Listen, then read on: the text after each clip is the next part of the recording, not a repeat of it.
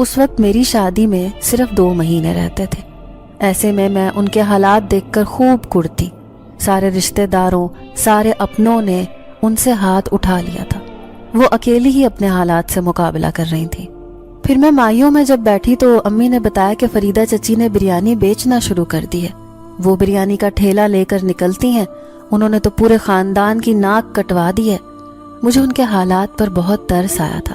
میں امی کو سمجھاتے ہوئے کہنے لگی کہ امی، ایک عورت بھلا اور کر بھی کیا سکتی ہے؟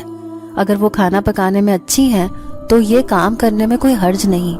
ویسے بھی رزق حلال جس طریقے سے بھی کمایا جائے اللہ اس میں برکت ضرور دیتا ہے۔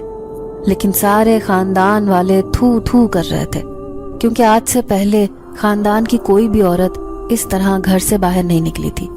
لیکن میں ان کے لیے دعا کرتی کہ اللہ تعالیٰ ان کے لیے بہت آسانی کرے، اور آج انہیں یوں کامیاب دیکھ کر میری خوشی کی انتہا نہ رہی۔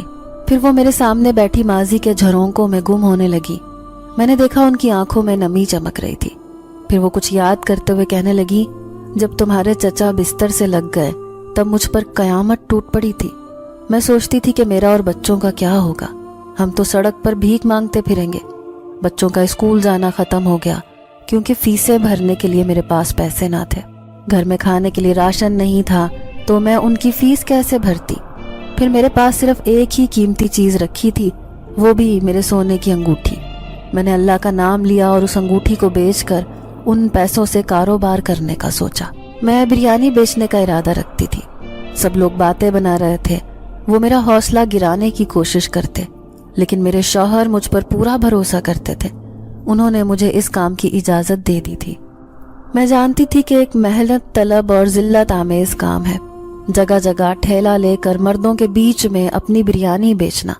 یہ ایک مشقت طلب کام اب مجھے کرنا تھا۔